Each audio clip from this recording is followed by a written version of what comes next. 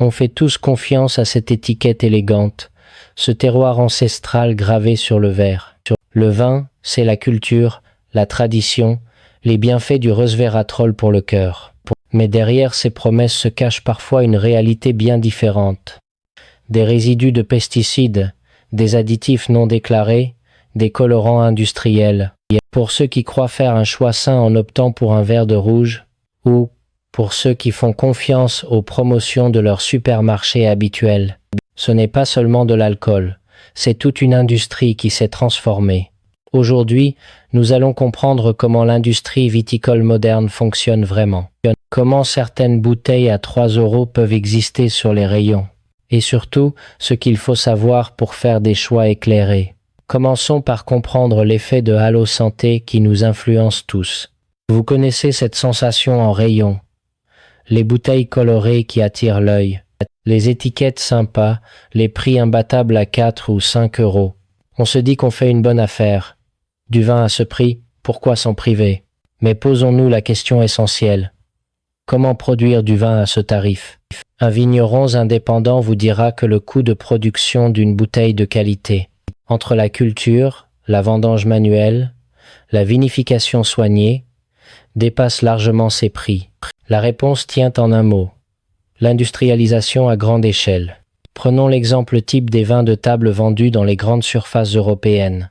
Carrefour, Leclerc, Lidl proposent tous leurs marques distributeurs à prix cassé. Ces vins proviennent souvent de coopératives géantes du Languedoc ou d'Espagne. Des exploitations qui produisent des millions de litres par an. Pour obtenir ces volumes à ces prix, il faut optimiser chaque étape. Les vignes sont cultivées en monoculture intensive avec usage massif d'herbicides. Le glyphosate, ce désherbant controversé interdit dans certains pays, reste autorisé dans de nombreux vignobles européens malgré les débats sanitaires. Des analyses indépendantes menées par des associations de consommateurs ont détecté des traces de glyphosate dans plusieurs vins de grande distribution. Ensuite vient la question des additifs. La réglementation européenne autorise plus de 60 additifs dans la production du vin sans obligation de les mentionner. On parle de levures industrielles sélectionnées pour standardiser le goût, d'enzymes pour accélérer la fermentation, d'acide ascorbique comme conservateur, mais aussi de sulfite en quantité importante pour stabiliser le produit. Le vrai problème n'est pas tant la présence de ces substances individuellement, mais l'effet cocktail dont on ne mesure pas encore toutes les conséquences. Et puis il y a le sucre ajouté, officiellement interdit en France après fermentation, mais autorisé dans d'autres pays européens pour adoucir les vins de qualité médiocre. Cette pratique appelée chaptalisation masque les défauts d'un raisin de piètre qualité et crée une dépendance gustative chez le consommateur qui s'habitue à ce profil sucré. Parlons maintenant du marketing qui entoure ces produits industriels. Les étiquettes jouent sur l'effet de halo, un château dessiné sur l'étiquette suggère un domaine familial alors qu'il s'agit d'une marque commerciale. Des mentions comme cuvée sélectionnée ou réserve spéciale n'ont aucune valeur légale. Ce sont des termes marketing destinés à justifier un prix légèrement supérieur, sans aucune garantie sur la qualité réelle du produit. Le placement au rayon n'est pas non plus le fruit du hasard. Les grandes marques paient pour être à hauteur des yeux du consommateur, tandis que les petits producteurs indépendants se retrouvent en bas ou en haut des étagères. Cette stratégie influence directement nos achats sans qu'on en soit conscient. Maintenant, intéressons-nous aux conséquences sur la santé et l'environnement. L'exposition chronique aux résidus de pesticides présents dans certains vins, même à faible dose, peut avoir des effets sur le long terme. Les études épidémiologiques menées en France sur les populations viticoles montrant une incidence plus élevée de certaines pathologies neurologiques. Pour les personnes sensibles, les sulfites peuvent déclencher des maux de tête, des réactions allergiques, des troubles digestifs. Contrairement à ce qu'on croit, ce ne sont pas toujours les sulfites naturels, présents dans tout vin fermenté, qui posent problème, mais plutôt les sulfites ajoutés en grande quantité dans les productions industrielles. Sur le plan environnemental, la viticulture intensive épuise les sols, pollue les nappes phréatiques et réduit la biodiversité. Les vignobles en monoculture sur des centaines d'hectares créent des déserts biologiques où la vie microbienne du sol disparaît. ce qui oblige à utiliser encore plus d'intrants chimiques. Un cercle vicieux dont les coûts environnementaux ne sont jamais intégrés au prix de vente. Alors, comment s'y retrouver en tant que consommateur? Premier réflexe, regardez les labels. Le label bio européen garantit une culture sans pesticides de synthèse ni engrais chimiques. Le label Déméter va plus loin avec la biodynamie qui considère le vignoble comme un écosystème vivant où tout est interconnecté. Les vins nature, bien que sans label officiel unifié, sont produits avec le minimum d'intervention et sans sulfite ajouté ou en quantité minime. Mais attention aux abus de langage. Certains producteurs utilisent des termes comme naturel ou authentique sans que cela corresponde à une démarche certifiée. L'application Yuka peut vous aider à scanner les étiquettes, bien qu'elle soit plus efficace pour les produits alimentaires transformés que pour le vin où les informations restent limitées.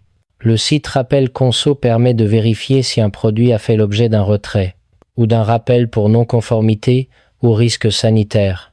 Deuxième conseil, privilégiez les circuits courts. Achetez directement chez le vigneron ou dans des cavistes indépendants. Permet de poser des questions sur les méthodes de culture et de vinification.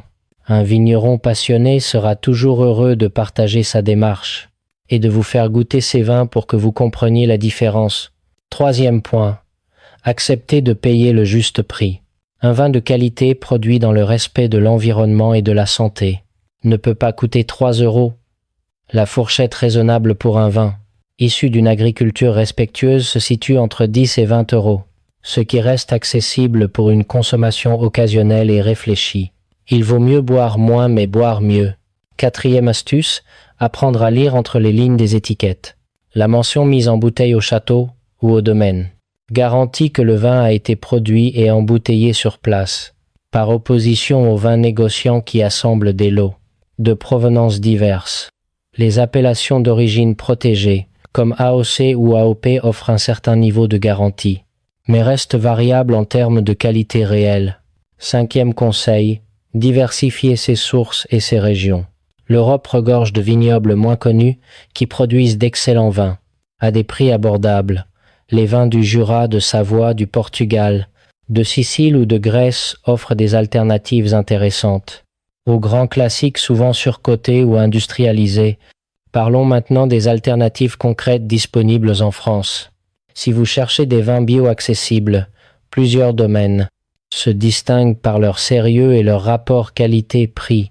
Les vignerons de Buzet dans le sud-ouest proposent des vins bio, à partir de 8 €, cultivés sans pesticides depuis des années. Le domaine de la Charmoise en Loire produit des vins nature, sans sulfite ajouté, parfait pour les personnes sensibles. Le château Maris en Languedoc pratique la biodynamie et produit des vins puissants tout en respectant l'écosystème. Pour ceux qui cherchent la transparence totale, certains vignerons vont jusqu'à indiquer sur leur contre-étiquette la quantité exacte de sulfite, les dates de vendange et même les parcelles d'origine du raisin. Cette démarche de transparence totale témoigne d'un respect du consommateur et d'une confiance dans la qualité de son travail. Il existe aussi des plateformes en ligne qui référencent exclusivement des vins bio et nature avec description détaillée, des méthodes de production et livraison à domicile. Ces services permettent d'accéder à des domaines qu'on ne trouve pas en grande surface et de soutenir directement les petits producteurs. N'oublions pas non plus les coopératives viticoles engagées dans une démarche qualitative. Toutes les coopératives ne sont pas des usines à vin. Certaines ont fait le choix de la qualité, avec des cahiers des charges stricts pour leurs adhérents, une vinification soignée et une traçabilité irréprochable. Alors que retenir de tout cela? Le vin n'est pas un produit comme un autre. Il porte en lui une histoire, un terroir, un savoir-faire, mais il peut aussi être le résultat d'une industrialisation qui sacrifie la qualité et la santé sur l'autel de la rentabilité. Le pouvoir appartient aux consommateurs. Chaque achat est un vote pour un modèle agricole et une façon de produire. En choisissant des vins issus de pratiques respectueuses, on soutient des vignerons qui prennent soin de leurs terres, de leur santé et de celle de leurs clients. Il ne s'agit pas de culpabiliser qui que ce soit, mais simplement d'être mieux informé pour faire des choix éclairés. Le vin peut rester un plaisir et un moment de convivialité, à condition de savoir ce qu'on boit et d'où ça vient. La transparence devrait être la norme, pas l'exception, et c'est à nous, consommateurs, d'exiger cette transparence, en posant des questions, en cherchant l'information, et en privilégiant ceux qui jouent le jeu de l'honnêteté. L'industrie viticole évolue, de plus en plus de producteurs reviennent à des méthodes plus respectueuses. Cette transition prend du temps mais elle est en marche, et elle ne peut se faire que si les consommateurs sont prêts à accompagner ce changement, en acceptant de payer le juste prix, et en valorisant le travail bien fait. Voilà ce qu'il faut savoir sur le vin aujourd'hui, non pas pour vous faire peur, mais pour vous donner les clés d'une consommation plus consciente et plus respectueuse de votre santé comme de l'environnement.